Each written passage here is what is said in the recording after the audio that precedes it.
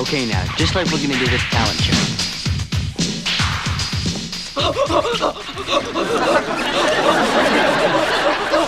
You've been saying you have something for me! Something you call love, but confess! You've been messing where you shouldn't have been messing! And now someone else is getting all your best. These boots are made for walking, and that's just what they'll do. One of these days, these boots is gonna walk all over you.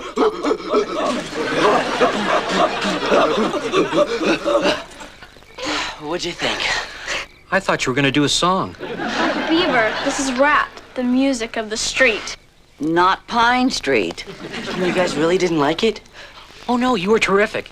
It's just that the Nancy Sinatra version holds such fond memories for me. I think you both worked so hard that you deserve something special. Come on. And Oliver, will you do something with those shoelaces? Grandma, rappers don't tie their shoes. It's part of the image. I thought disco was bad. Kipp, home from your date already? If I was smart, I never would have gone out to begin with. I thought Arlene was pretty cute. That wasn't her, Dad. I mean, it's this whole ritual of dating. It seems so futile. I mean, you finally find a girl you like. You ask her out. You meet her parents. You drop a week's pay, and for what? I mean, to find out that after a half hour you have nothing more to say to each other? And then Monday you start all over again. Does it get any better in college? Not really. It doesn't? No. There you are, far away from home in a big unfriendly campus. The girls won't look at you because you're a freshman. The guys think you're a nerd because you haven't got a date. Thanks, Dad. So you find yourself in the basement of the student union, playing pinball with the foreign exchange students. Good night. And if you don't get into a decent fraternity, you might as well kiss your social life goodbye. Hey, wait a minute. Did I tell you about the sorority girls? Boy, what a bunch of snobs.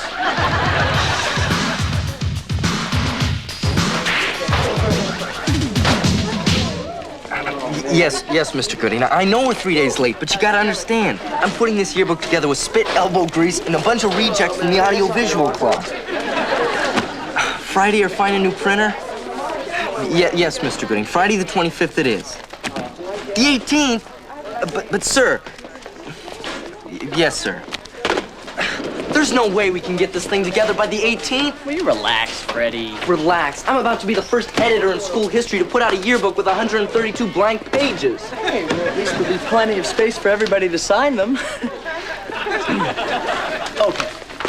I know how you can cut a few pages. Just scrap that section on the cafeteria workers. Great, Kipp. Get them mad and the food will be terrible next year. What will we care? We're seniors. Kipp, I appreciate your feeble attempt at humor, but I need to find someone to do the senior photo layout by tomorrow. 300 pictures by tomorrow? Good luck. Look at these guys. Exactly my point. That's why I need someone trustworthy, reliable, someone who, if fired, would find themselves half a credit short of graduating.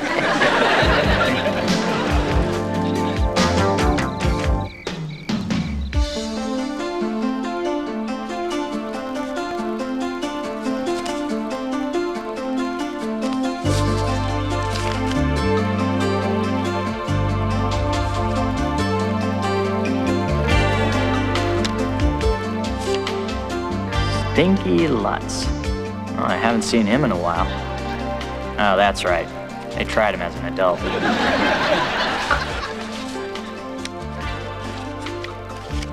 All these faces, friends, classmates. And those guys who always hang out with the janitor.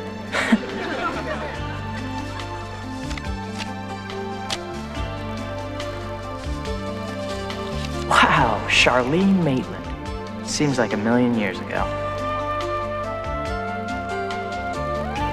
What a cute kid.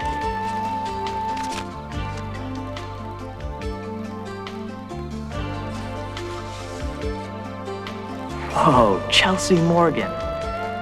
Ah, what a smile. No wonder my attendance was so good junior year. Maybe I had a better time in high school than I thought I did.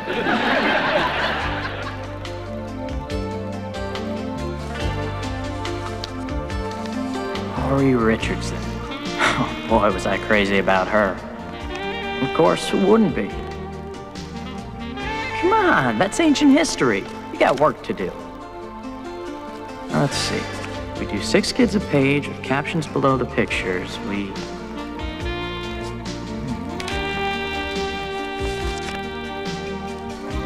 Laurie Richardson.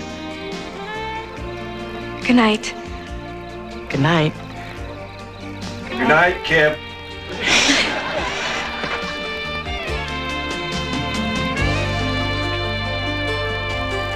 I don't see anything wrong with this picture, other than the fact that it's not included in the layout, which is supposed to be on Gooding's desk in 13 hours. It's not a good picture. We have to reshoot it. Kipp, out of 300 senior pictures, 5 were good. Okay, fine. You're the editor-in-chief.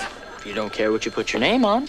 Kipp, you want us to hold up our printer who's giving us diamond stitch binding at no extra cost, just so that we can get a new picture of Laurie Richardson, of course. Freddie, I'm only thinking of the good of the yearbook. Right, and when my father buys a case of beer, he's only thinking of the brewery workers. Okay, look.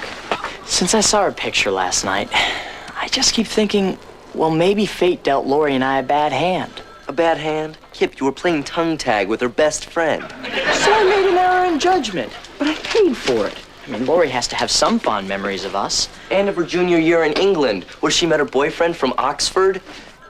Big deal. Guy goes to a college named after a shoe.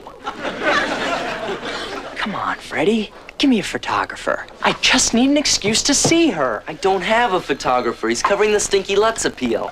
Besides, the last time you saw Laurie, the woman threatened to come after you with hot scissors. I know the odds are long, but I just keep thinking, what if?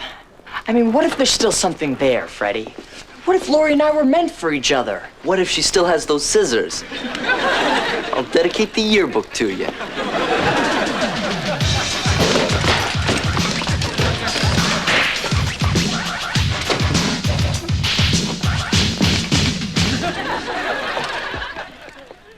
Kipp. Hi. Hi. Freddie said a photographer was coming by, but he didn't say it was going to be you. Yeah, I kind of asked Freddie to let me come. You see, I've been thinking a lot about you lately. Just bring everything in here, Kipp. Right.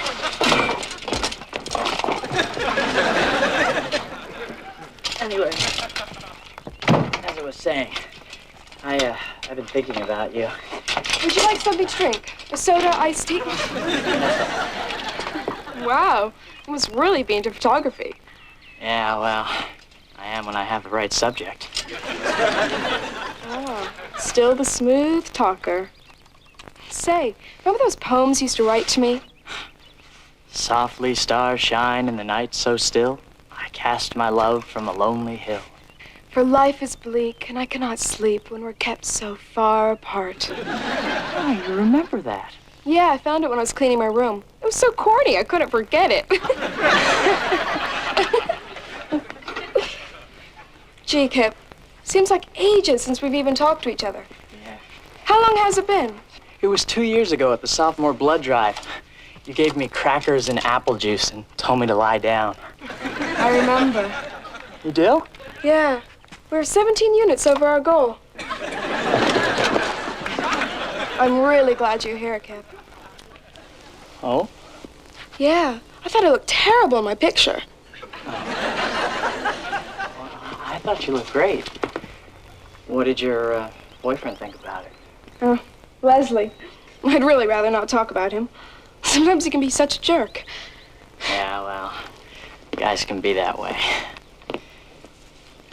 Well, I'm all set. Yeah, me too.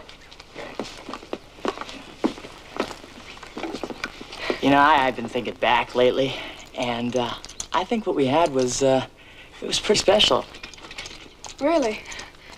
Yeah. We did have some good times. We were so young. Oh, infants, babies. I mean, teeny tiny babies. Oh, baby. Is something wrong? I think I need a light meter. Kipp.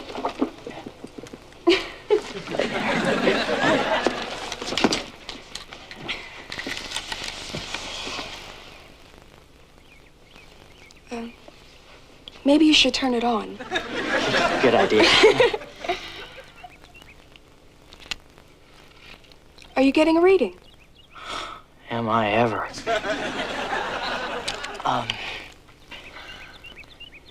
You're so pretty. I mean, I'd really like to capture the, well, I don't think you'd understand the technical term, actually. But I just really like to capture the, I'm sorry. I don't know what happened. Neither do I.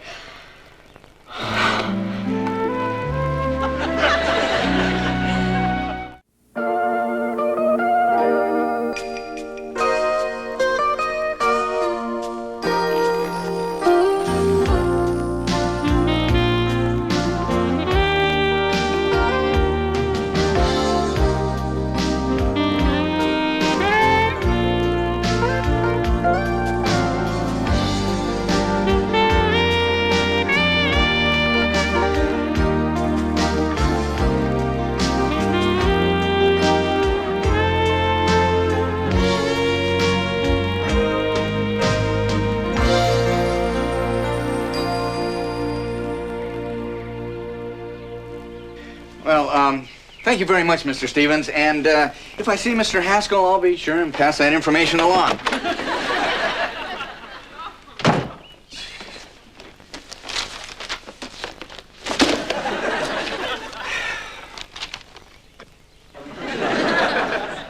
Is he gone yet?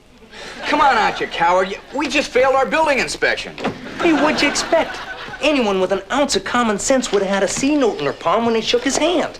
Now you gotta replace all your heating ducts. Not me, you. Wally, pal, your beef is with the subcontractor. So where do you stand in all this, besides the closet? I'm the general contractor. My job is to find you the cheapest subcontractor, then pass those savings along to you. Some savings. Now it's going to cost me twice as much. Come on, Eddie, we had a deal. You promised me that we wouldn't have these kind of problems. Wally, let me tell you something about the construction business. And when I'm bidding a job, I'll tell the customer whatever he wants to hear. You should hear the whopper I told Monsignor O'Keefe to get the rectory deal. Look, Eddie, I want you to get on the phone and get that guy over here and get this thing fixed now. Hey, Wally, let's not be so hasty. After all, with the global warming trend, you may not need those heating ducts. Hey, all right.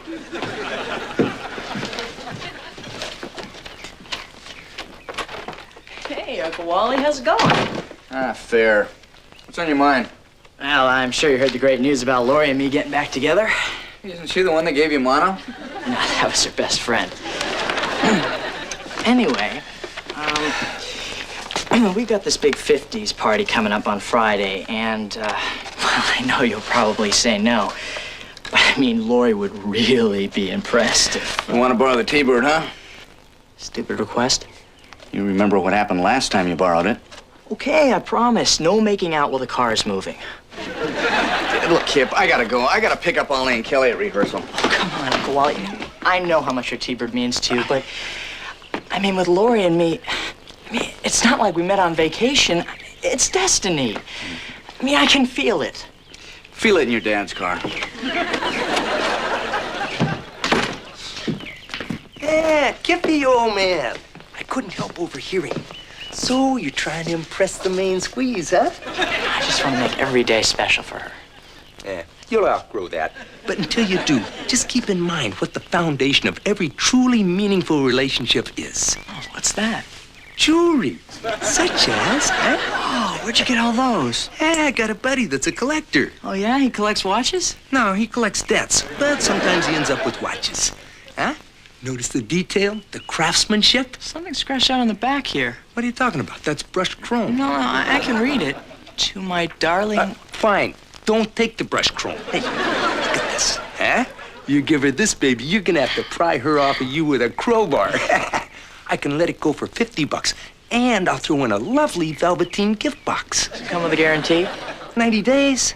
90 days if it breaks. 90 days if you get caught with it.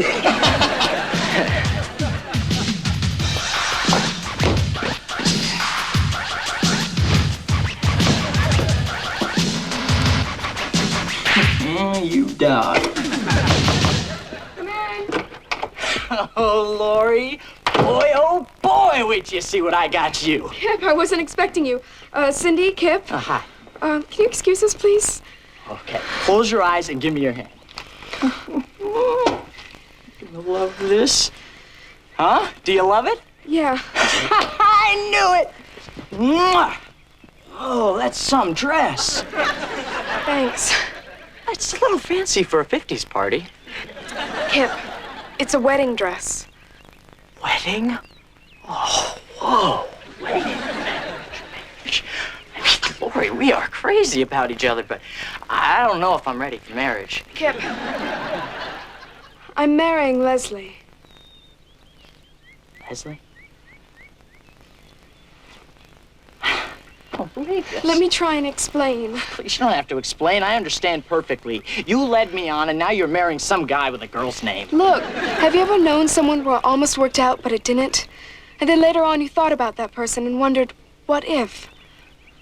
Yeah. That's how I felt when you turned up on my doorstep.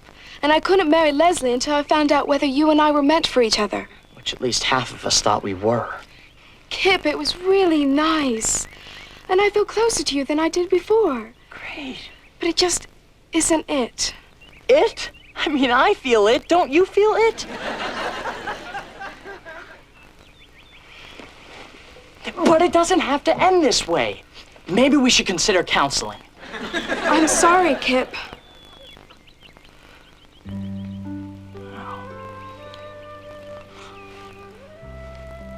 Goodbye.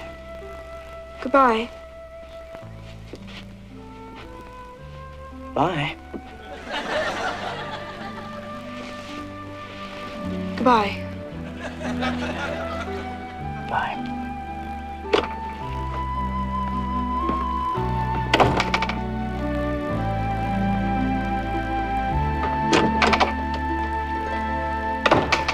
Give me the watch.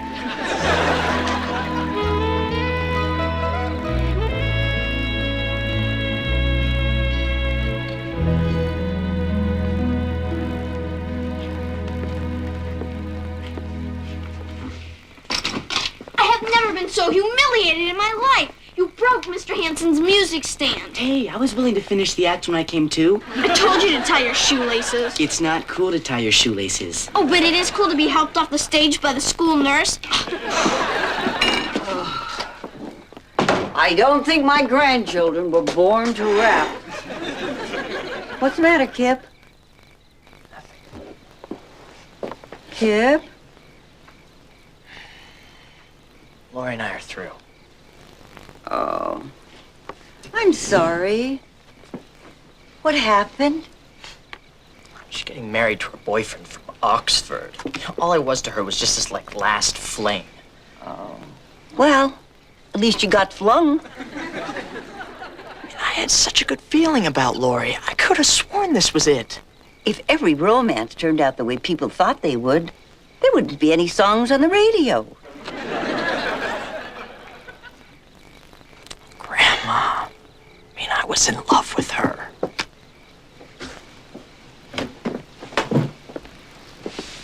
Oh, I see. And so now you're hurt, and you think you've lost your one chance for happiness.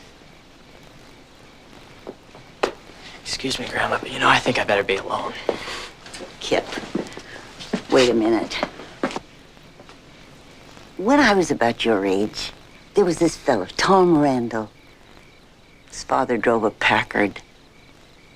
Tom did the greatest imitation of FDR. It was uncanny.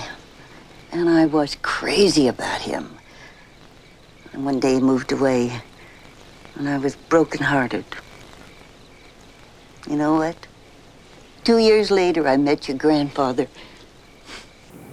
Grandma, you just don't forget the person who breaks your heart. True. And through the years, I've thought about Tom. And I wondered if I could have loved him and if it would have worked out. And? And I think it might have. But I married Ward. And we had the most wonderful life together. Kipp, you're 17 years old. It's a long race. Lots of ways to get to the finish line. I hope you're right. I got a pretty good track record.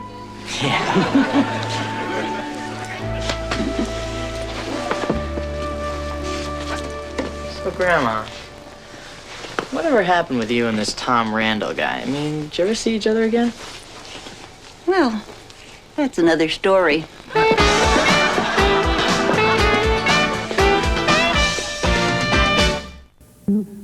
Tonight at 7:05 Eastern, don't miss the body-slamming event of World Championship Wrestling. Then at 9:05, James Stewart and Dean Martin are two gun-shooting bandits in Bandolero. And at 11:20, rock the night away on Night Track's Chartbusters.